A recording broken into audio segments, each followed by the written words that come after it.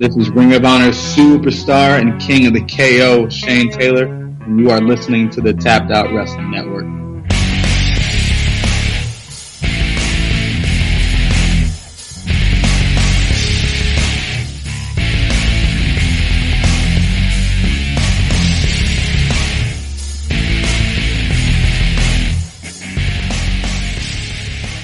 Hello and welcome to the Pro Wrestling Personified podcast. I'm your host, Louis Carlin, and we are part of the Tapped Out Wrestling Podcast Network. This is the Ring of Honor and NXT edition of the Pro Wrestling Personified podcast. I'm going solo today. My boy Luke was unable to join us this week, so I'm flying solo this week, which is okay. I've done it before. I don't mind. I prefer to have my boy Luke here, but it's Christmas Day, and he's enjoying the holidays with his family. Unable to make it, so flying solo today to get this show done for everybody out there. I just want to wish everybody a Merry Christmas, and Happy New Year. Well, I'll be back next week with Luke, and we'll wish you before New Year's. But let's go ahead and say it anyway. Merry Christmas, Happy New Year to everybody out there. I also want to thank everybody that's been listening to the show, that's been downloading the show. Our numbers are just growing and growing and growing, week in and week out, and I'm really thankful for that, and really appreciate it. So just can't thank you guys enough. So I just want to mention that there as well. So like I said, this is the NXT Ring of Honor edition of the Pro Wrestling Personified podcast. Might be a shorter version this week. I'm going to run through everything quickly, have some news, I'll go into the show, and then wrap things up. Okay, so a little bit of news. NXT news. James Storm possibly going to NXT. He was interviewed recently, and when he was asked if he would be going to NXT, he kind of said, where I go next, I want to kind of keep it under wraps because I don't really want anybody knowing where James Storm will be showing up. So just hint right there that he'll be showing up at NXT, in my opinion. He might even go straight to the main roster because he's definitely ready for the main roster. But yeah, so all signs are pointing to James Storm, formerly of Impact Wrestling, to show up in NXT or even the main roster, because like I said, he's definitely ready for the main roster, in my opinion.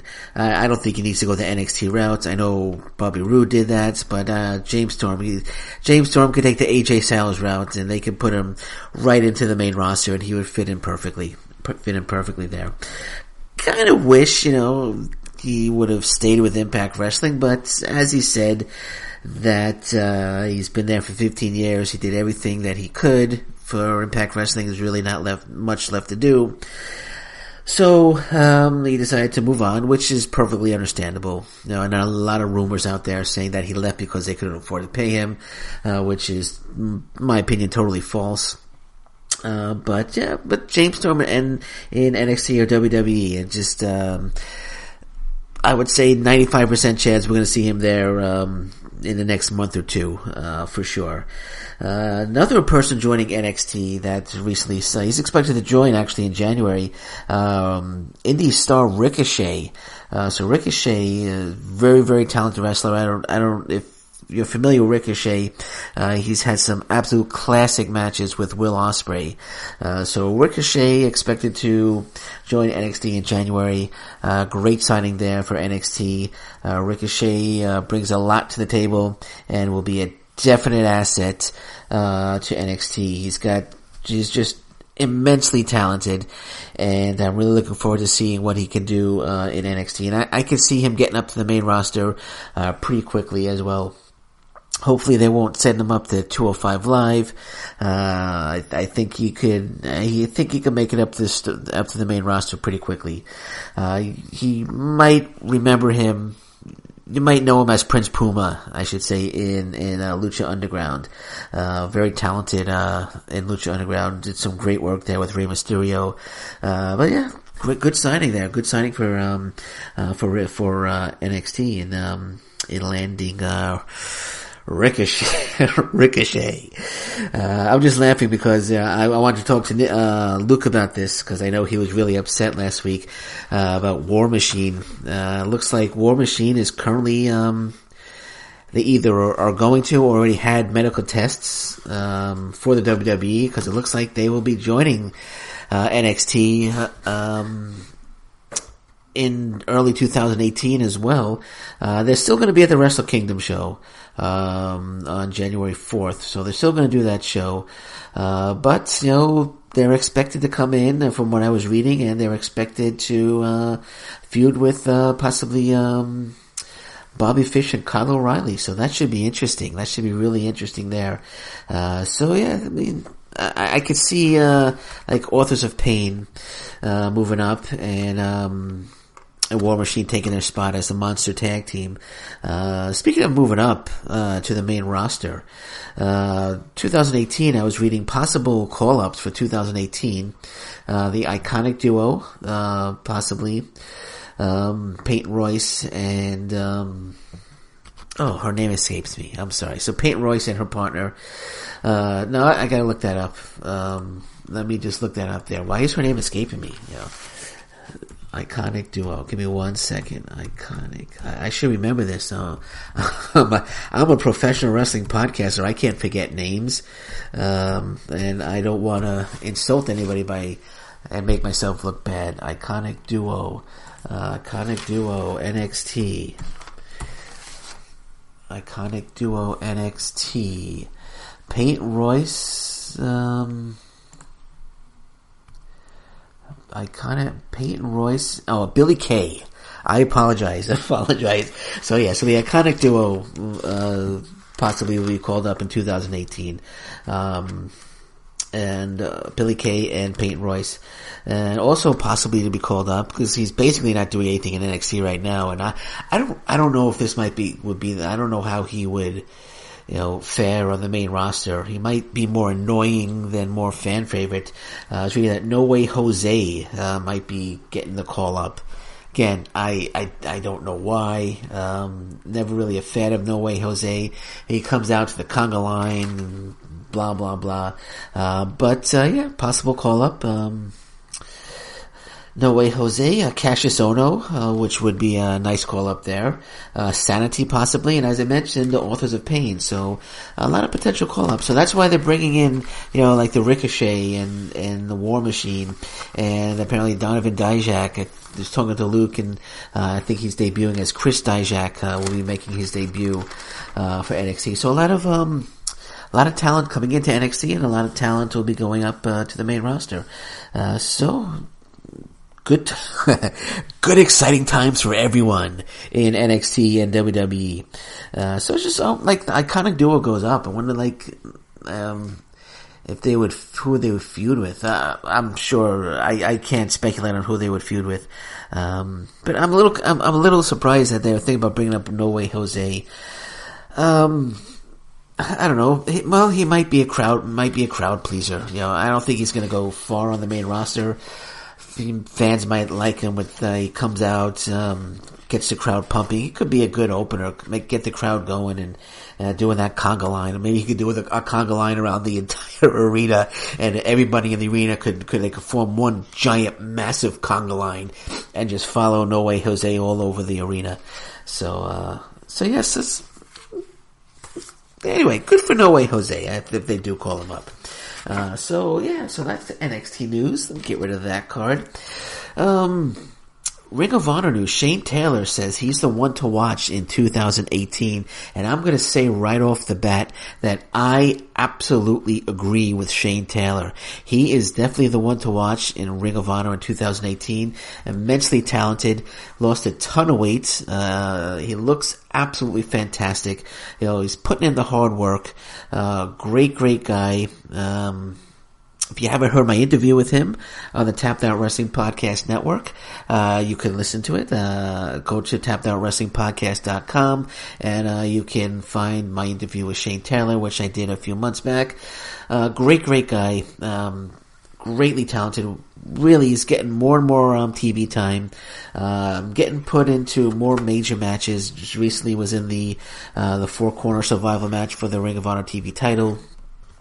Shane Taylor, definitely the one to watch in 2018, without a doubt. I agree with Shane Taylor 100%. And Ring of Honor, you got the Women of Honor's title tournament coming up. Right now there are 7 women that are confirmed. Of course, my favorite, Kelly Klein, who I think is going to win the tournament. Deanna Purrazzo, Jenny Rose, Sumi Sakai, Mayu Intani, I hope I pronounced that right. I have such bad handwriting, I can't even read my own. Mayu Intani from Stardom, Carrie May, and which would leave 1, 2, 3, 4, 5, 6. So I'm sorry, there's 6, so there are 9 more spots. Actually, there are 7. I think I might have left a name out, and I do apologize for that. Did I leave a name out? I think, Mandy Leon. I'm sorry, Mandy Leon as well. So Kelly Klein, Deanna Purrazzo, Jenny Rose, Mandy Leon, Sumi Sakai, Mayu Intani from Stardom. I hope I pronounced that right. I apologize if I didn't. And Karen Mee as well. So 9 more spots open in that Women of Honor title tournament. Apparently, they are looking to get more talent from Stardom. I know Mayu Intani is from Stardom, and I know they're looking to get some more talent from Stardom, which is in Japan. It's the premier women's promotion in Japan for professional wrestling. So hopefully they'll get some talent from there. I'm just typing in, make sure I got it right. Mayu Intani. Okay, if I got it wrong, I apologize, and I'll correct myself next week. I wrote it down quickly. So there you have it. I'm picking Kelly Klein to win. To be the inaugural Woman of Honor world champion. So that's my pick. And I said about Shane Taylor, and if you haven't heard my Kelly Klein interview, you can go to tapthatwrestlingpodcast.com as well, and you can check that out as well. My Kelly Klein interview. So Shane Taylor, Kelly Klein, I interviewed both of them. That's right. So, and I'm picking Kelly Klein to win like I said, to win the Women of Honor World Championship. And it would be just fantastic if she does become, or when she becomes the champion. And then I could say, I interviewed the Ring of Honor Women's Champion. So that'd be pretty cool. And I expect the title for Shane Taylor this year as well in Ring of Honor, possibly the TV title. So let's get rid of that card, and that's that. And I guess what we can do now is we can move on to the matches, the shows for the week. Ring of Honor was a decent show. It wasn't a great show. It was a decent show. We're going to start with that one, and then we're going to move into NXT, because NXT was just a fantastic show. Just a fantastic show this week. So on to Ring of Honor, which came from Lakeland, Florida. It was the Ring of Honor Christmas surprise, and the main event was going to be a 10-man tag team match, and in which the captains were Cody Rhodes and Dalton Castle, and they would randomly pick names from gift bags that were placed behind them on a table. So they decided, I think Cody Rhodes went first. He opened one, didn't look too happy, and then Dalton Castle picked one, and I think Cody Rhodes might have been excited about the first name, and then Dalton Castle picked a name as well, and it was the Christmas surprise 10-man tag team match, and they were going to pick names throughout the show. So they each picked their first name. Actually, I think Cody Rhodes was actually excited about his first name. So then from there we went to match 1, which was the Dogs, Rhett Titus and Will Ferreira, who came out in a in a reindeer suit, and I got a little confused. I thought for a second I was watching Impact Wrestling or WWE, because you don't really. I can't recall ever seeing anything like that on Ring of Honor Wrestling, where a wrestler would come out in a reindeer suit. It's kind of like Impact Wrestling has their turkey suit match. So Will Ferrara came out in a reindeer suit. He didn't look too happy about it, but he was wearing it. I guess Rhett Titus made him wear it. And their opponents were the debuting Simon Grimm, who you may remember as Simon Gotch back in WWE, NXT, the Vaudevillains, NXT, and then WWE, and his partner Flip Gordon. Now you get Simon Grimm, Simon Grimm, who was again Simon Gotch in WWE. He actually was released. He got into a fight with Sin Cara apparently, and apparently his in the locker room he wasn't a locker room favorite, I guess you could say, and so he was released by the WWE, and he's making his Ring of Honor debut here. And I thought it was a little odd pairing with Flip Gordon, and I know Ian Riccaboni kind of said, Flip Gordon was going to team with Scorpio Sky, but what happened at Final Battle, where Scorpio Sky turned on Flip Gordon, so Flip Gordon decided to go with Simon Grimm, which was, it was kind of odd to say that, because actually this match was actually filmed before Final Battle. So again, we're not stupid, Ian. So anyway, I don't want to go into that, but I guess they knew they were going to show this after Final Battle, so I guess Ian Riccaboni thought it was safe to put that in there. But you can't get one over on me, Ian Riccaboni. So anyway, but that was a team. It was Simon Grimm and Flip Gordon, and Simon Grimm starts the match with Will Ferrara in the reindeer suit, and the first exchange we see, the first bit of action we see from Simon Grimm in a Ring of Honor ring is he is playing with Will Ferrara's reindeer suit. Ferrara wants to take it off. He unzips it. Grimm says nope, and he zips it back up. Ferrara unzips it. Grimm zips it back up. And it wasn't entertaining at all. Not in the least bit. So, but that's the first exchange we saw in a Ring of Honor ring for Simon Grimm. But the match picked up. Turned out to be a really good opener. Simon Grimm, he actually had a good showing. Had some really good spots. He had some like I said, some good spots. I'm trying to think of the word here. It's I gotta say, just off this for a second, it's Christmas. I'm filming this. I'm recording this on Christmas Day, and we've had a hell of a lot of food. I'm sorry, I'm just gonna get off this for a second, off the wrestling for a second. Hell of a lot of food. I'm sitting in a chair, and my stomach is like hanging over my pants right now. Yeah, that must be, great image to think about, but I'm fully stuffed right now.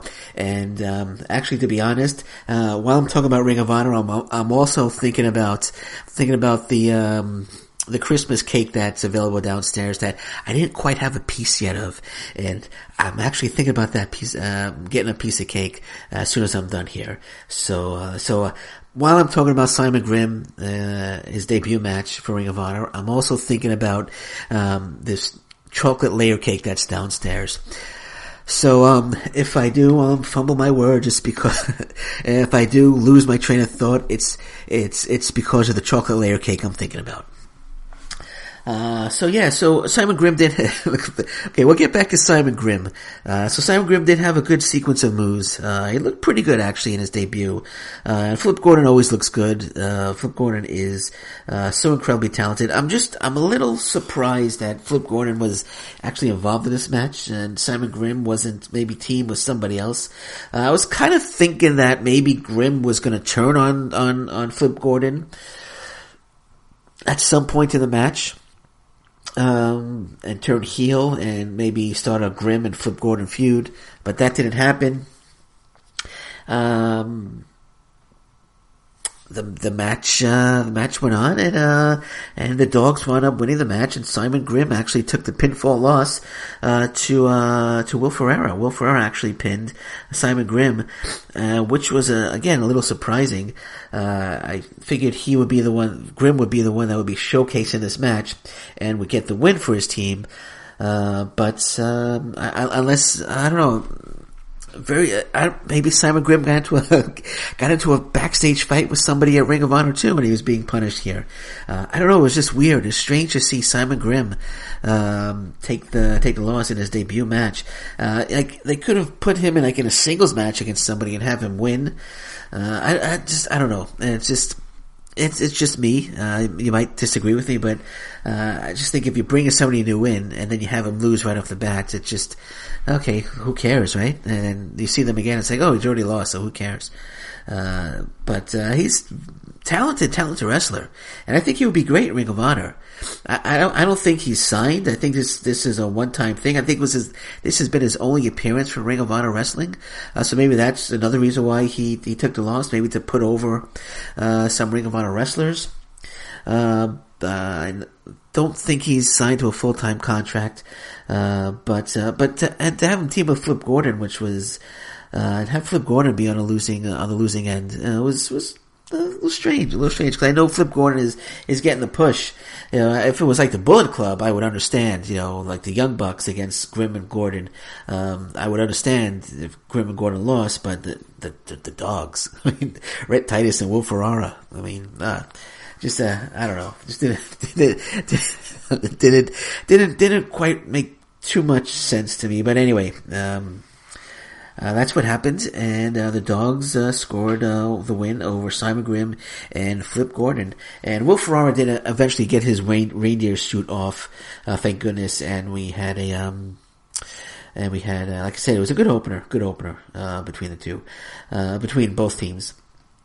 Though I probably would have given, actually I would have put Grimm in the 10-man match that's coming up, because they picked more names.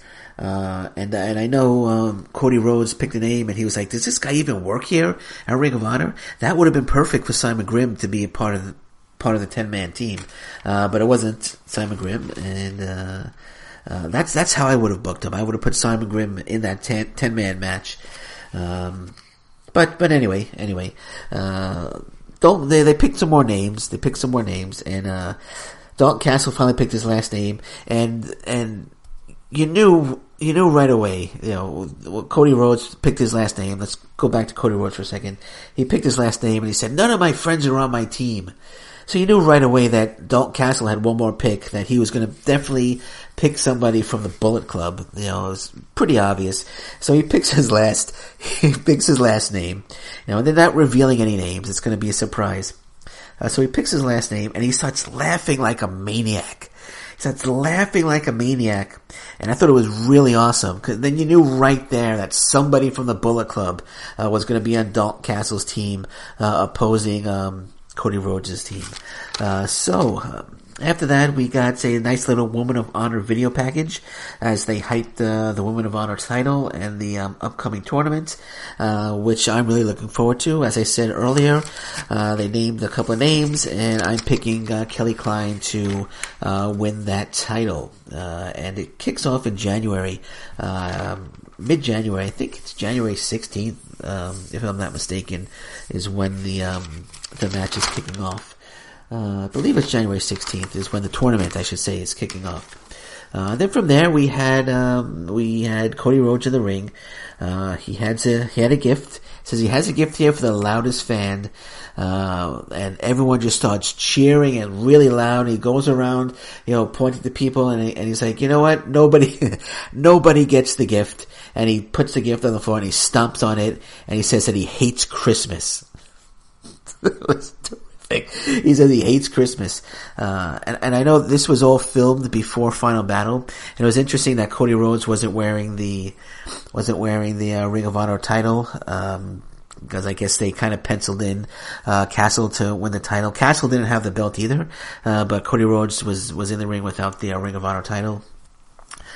So they announced Cody Rhodes' team first, and it's naturally Cody Rhodes and Scorpio Sky.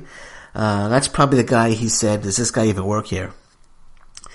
Josh Woods, Chris Sabin, and Punishment Martinez. So you had Cody Rhodes, Scorpio Sky, Josh Woods, and Chris Sabin and Punishment Martinez, and they're taking on the team of Dalton Castle, of course, Silas Young, Hanson from War Machine, Jonathan Gresham. Yeah, I'm just making sure I get all the names down there. So Silas Young, Hanson, Jonathan Gresham, and of course, from the Bullet Club, Marty Scurll. Marty Scurll is on Dalton Castle's team, and he doesn't, right away, he doesn't want to be on Dalton Castle's team, and Cody Rhodes looks really upset, but he has to do it. He's got to be on the team, cause he was picked by Dalton Castle to be on the team, so he's got to do it. And actually, we had a great opening segment between Chris Sabin and Jonathan Gresham. Search and Destroy teammates. They really didn't. I think they might have mentioned it once that day. Got Search and Destroy teammates going up against one another. But they had a really good opening sequence. Another great exchange was Hanson and Punishment Martinez. That was a great exchange. It started a little slow. Then finally we had Cody and Marty Scurll was in the ring. And they were talking that they don't want to go, they don't want to fight. And I think it was Hanson that shoved Marty Scurll, or maybe it was Dalton Castle, that shoved Marty Scurll into Cody Rhodes. And when Cody Rhodes' back was turned, and Cody Rhodes was, look, what are you doing? What are you doing? And they start arguing, and they go into the corner. It looks like they're about to fight. They rush each other, but they stop and they give each other a hug, which was a great spot. But then the match picked up. And everybody, there was one sequence where, I think everyone dove to the outside. Everyone had a suicide dive or a top turnbuckle dive to the outside. Great spots. And as I said, the action really picked up. Good back and forth action. Lots of crowd pleasing action, between everyone involved. And, finally Dalton Castle, gets the win by pinning Scorpio Sky, for his team. And, Dalton Castle's team wins. And, it was great that Marty Scurll is upset, talking to Cody Rhodes, saying, I wanted Cody's team to win. I didn't want our team to win. I wanted Cody Rhodes' team to win. And I thought that was quite cute. Marty Scurll he's just fantastic. So it was a good interaction there, between, Scurll and, Cody Rhodes. They didn't want to fight. I love the hugging scene was great. So I love him going, Cody, I wanted your team to win. I wanted your team to win, Cody. So that's Ring of Honor. That was Ring of Honor this week. And, we're rolling along. Like I said, this show is probably gonna be a little shorter than most shows. It's Christmas Day, like I said, and, I kind of wish my boy Luke was here. I kind of miss him. It's not the same doing the show without my boy Luke, but he'll be back. He'll be back next week. And I will also want to point out that next week we're also me and Luke will be doing a NXT Ring of Honor highlight show, 2017 favorite moments and possibly least favorite moments. For 2017. So that's something to look forward to. I'm looking forward to doing that with my boy Luke. So something to, we might be doing one show, we might be doing two shows. We might be doing the regular format and then the best of and, worst of 2017. But we might do one episode combining everything. But either way, you're gonna get the regular format and you're gonna get the best of and worst of 2017, next week, when, Luke returns. So let's go into NXT. And this was actually a really good show. Really good show. Great matches. One match, actually, match of the year candidate, in my opinion. So we'll start with match one. It was Sanity, the NXT Tag Team Champions, Eric Young and Killian Dane, defending against the Undisputed Era's Kyle O'Reilly and Bobby Fish. Now the match started to a kind of a silent crowd, which was interesting. So it was a bit of a silent crowd, but the match itself was actually really good. Solid match, solid opener between the two. I think maybe they kind of could have kind of plated this out a little longer, and maybe, had it at TakeOver, the next TakeOver event. Because when you think about it, Kyle O'Reilly and Bobby Fish, while they're a great team, they haven't really beaten anybody, in NXT to earn a title shot against Sanity. Yes, they're from Ring of Honor, and they were a great tag team in Ring of Honor, but they haven't beat anybody in NXT to deserve a title shot. I was thinking of who they could have beaten, but they haven't beaten anybody. They might have had one match where they won a few weeks back, but I can't see how they're the number one contenders and how they earn a title shot. Like I said, they haven't really beaten anybody. You have Riddick Moss and Tino Sabatelli, the Street Profits. You have Authors of Pain. They actually did get a rematch. Authors of Pain. So I can't say that they have. But there are other tag teams out there that are actually winning matches that, in my opinion, are actually could be more deserving for a title shot on this show. But anyway, hey, I'm not William Regal. William Regal made the match, and Kyle O'Reilly and Bobby Fish get the title shot. And like I said, it was a solid match. It told a good story. Killian Dane is he came across in the match really, really strong, leading up to his he's in that fatal four-way match to see who the number one contender will be for Andrade Cien Almas's NXT title. So he came across strong in this match, and like I said, it told a good story with Eric Young, being the underdog, spending the number of minutes trying to make the hot tag. Finally makes the tag. Killian Dane comes in, does his thing. Adam Cole actually came out as well. So Adam Cole actually came out to be in that corner. He actually interfered. And then Nikki Cross comes out, and she does probably the highlight of the match, in my opinion. Dives onto Adam Cole and just starts absolutely pummeling the hell out of him. Pummeling the hell out of Adam Cole on the outside. And two referees come out, and they pull Nikki Cross off Adam Cole. And they drag her to the back, and she's trying to get at Adam Cole, and Adam Cole looks all scared. He's like, "Get her out of here!" He kind of looked, I don't like to say bad word, but he kind of came across like a pussy, in my opinion. I don't know if that's what they're going for with Adam Cole, but he's like, "Get her out of here! Get her out of here!" He's a girl, a woman beat me up. He's holding his chin and everything. Not that women can't beat men up. Don't get me wrong. I'm sure there are plenty of women out there that could take out a man, but Adam Cole is supposed to be a top heel.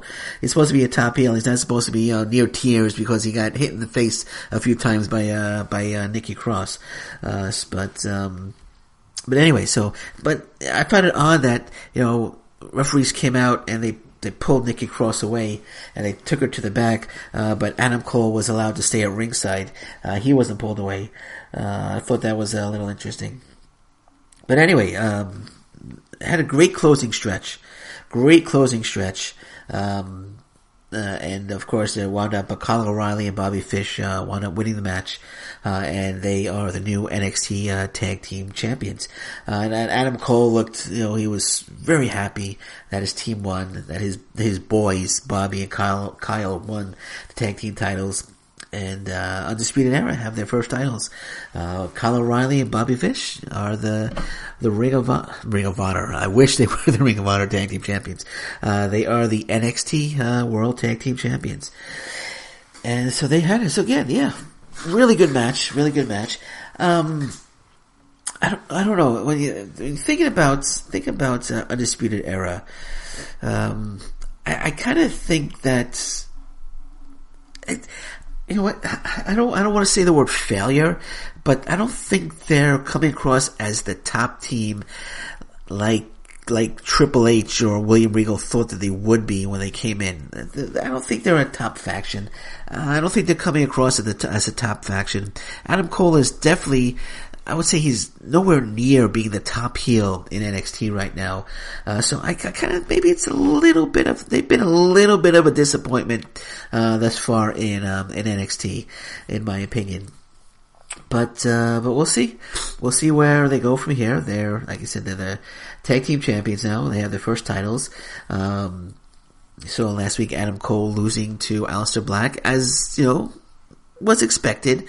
But he lost clean. And definitely, I'm just there one more time. You may want to think of them as a little bit of a disappointment thus far in NXT. And I'll leave it at that. And after that, we got Roderick Strong video package, which was really good. I thought after seeing that video package that Roderick Strong was going to be the first person to beat Lars Sullivan. And then from there we got a Shayna Baszler video.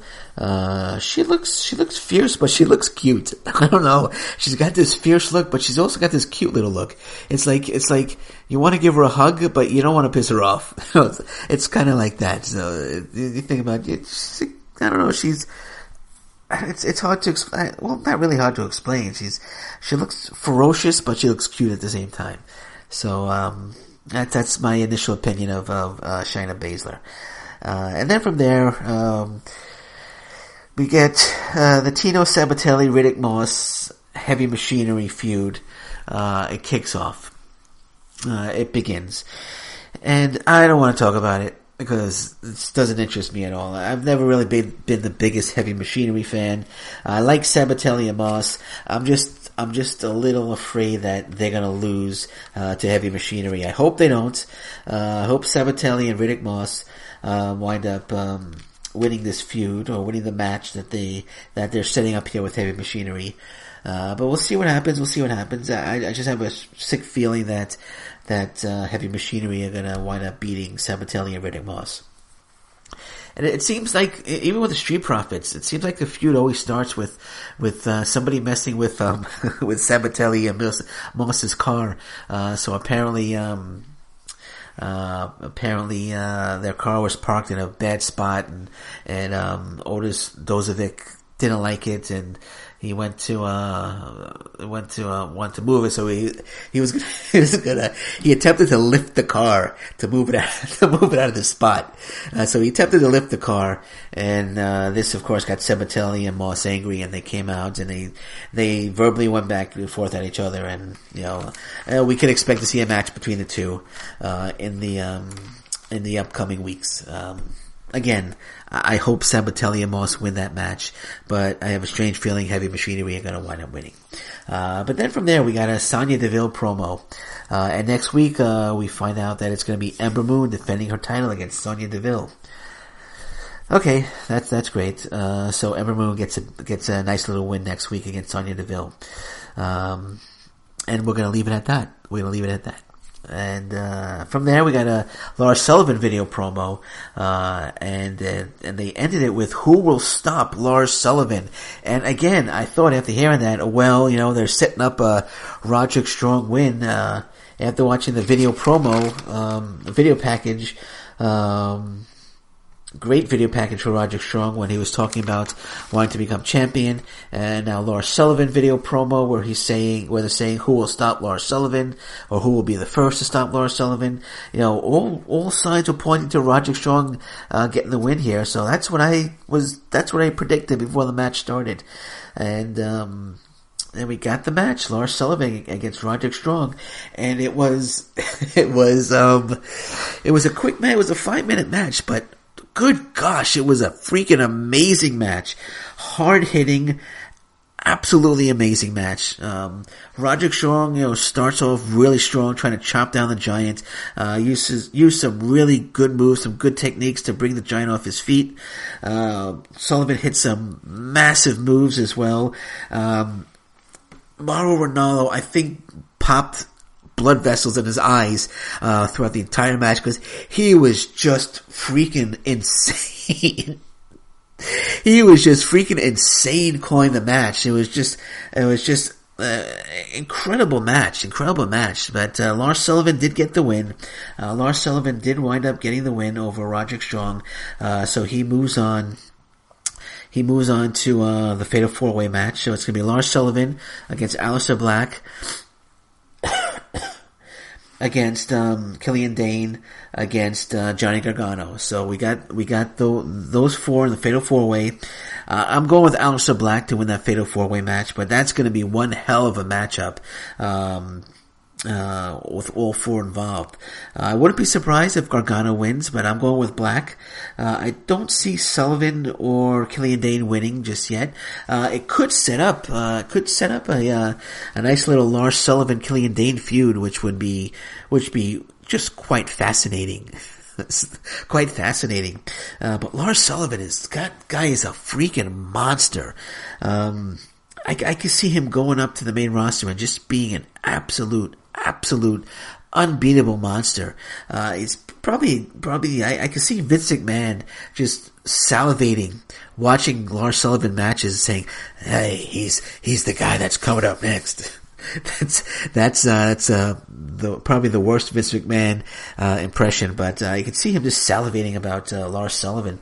Guy is just a freaking monster. Roderick Strong, just he came across as a champion in this match. As he hit some really just sick shots on Lars Sullivan, and just spent the majority of the match trying to chop down the Giant, as I said. But Lars Sullivan just proved to be too much, and Lars Sullivan is Roger Strong, in my opinion, is already a star, of course. But Lars Sullivan, he's going to be a star when he goes up to the main roster. He's going to be an absolute monster up there. So yeah, absolutely thrilling match between the two. Then from there we had match 3. We had our third and final match, the main event, which was Pete Dunne defending his UK title against Tyler Bate. They met before in TakeOver. I think it was TakeOver Chicago. They met before, and it was an absolutely phenomenal match. I believe that's where Pete Dunne won the title for the first time. And I just gotta say, holy shit, this was a 5-star freaking classic match of the year candidate. My goodness. And it wasn't a quick match. They didn't get 4 minutes. They didn't get 5 minutes. They got 23 minutes to do their thing. And it was absolutely freaking phenomenal from start to finish. This match is exactly what professional wrestling is all about. You know, just incredible action between the two. They work so freaking well together. And I after you watch this match and you think, why did they not, the UK TV show they were supposed to have, and they put it on hold. You think, why did they put it on hold for? They put that on hold, but 205 Live they show. This is so much better than 205 Live.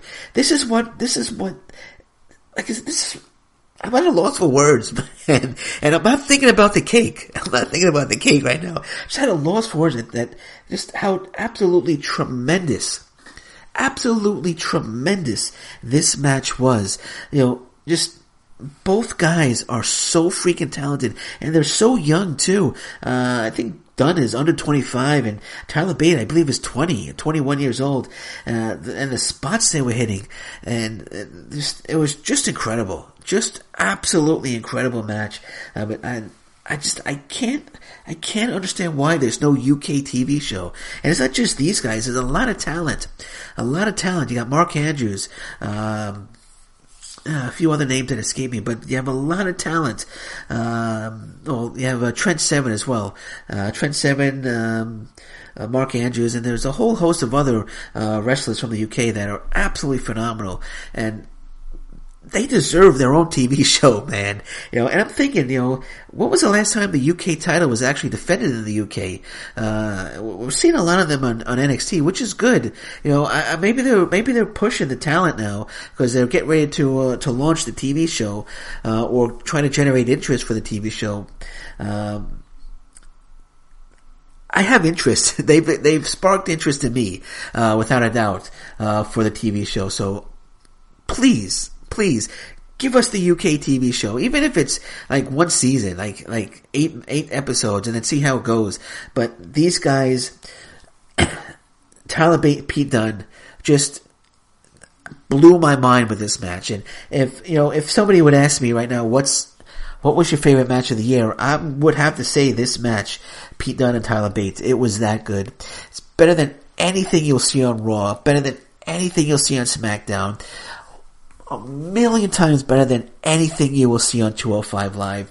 And I'm going to say it's better than anything you will see almost anywhere, really. Almost anywhere. This match was just phenomenal. I can't say it enough. Phenomenal. Pete Dunne retained the title. I'm talking so much. I'm like,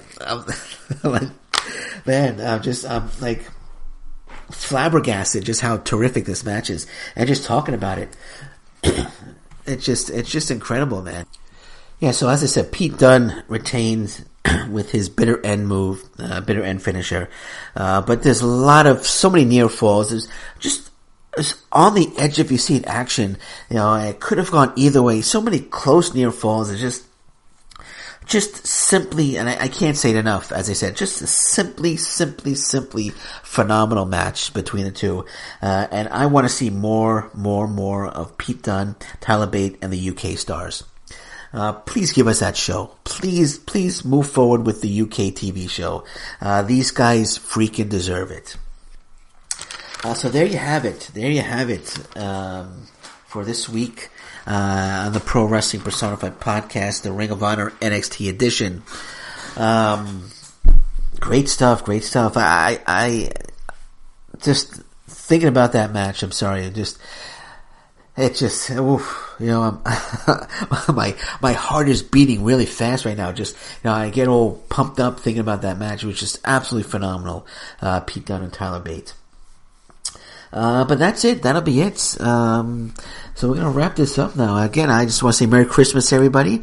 Hope everybody got exactly what they wanted for Christmas. I actually went ahead and bought myself a little Christmas gift. Talking about Smash Wrestling. Smash Wrestling actually released a Tyson Dukes DVD, which I got very excited about. So I deserve to get myself a Christmas present, right? Right, I do deserve to get myself a Christmas present. So I went ahead and I bought myself the Tyson Dukes DVD. Lots of great matches on there. Tyson Dukes in Smash Wrestling. It's Tyson Dukes against Cody Rhodes, Tyson Dukes against Joe Hendry, Tyson Dukes against I can't think of there's tons of matches on there with Tyson Dukes. But I went ahead and I ordered it. I can't wait to get that. But that's it. That'll be it for me. So I'm going to say my name is Lewis Carlin. This has been the Pro Wrestling Personified podcast, the Ring of Honor NXT edition. Luke will be back in the saddle next week for sure. And until then, I'm going to say thank you very much. Take care. Bye-bye. And as always, please stay safe, everybody.